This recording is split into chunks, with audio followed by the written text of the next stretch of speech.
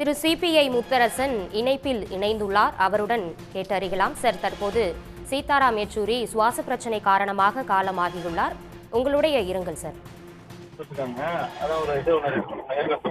இந்திய கம்யூனிஸ்ட் கட்சி மார்க்சிஸ்ட் கட்சியினுடைய அகில இந்திய பொதுச் செயலாளர் பெருமதிப்பிற்குரிய தோழர் சீதாராம் யெச்சூரி அவர்கள் உடல்நலம் பாதிக்கப்பட்டு சிகிச்சை பலனின்றி என்று தற்பொழுது இயற்கை எதினார் என்கிற செய்தி மிகப்பெரிய பேர் அதிர்ச்சியாகும்.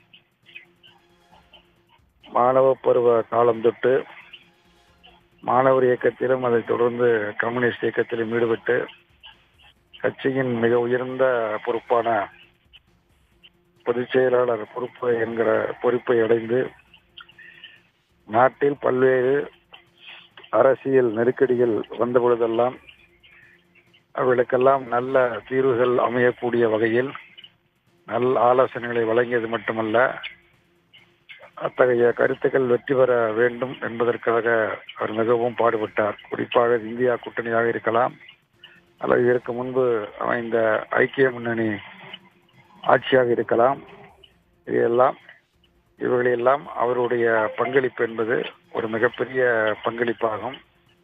அவருடைய இழப்பு என்பது கம்யூனிஸ்ட் பேரியக்கத்திற்கு மட்டுமல்ல, நாட்டிற்கே ஒரு மிகப்பெரிய இழப்பாகும்.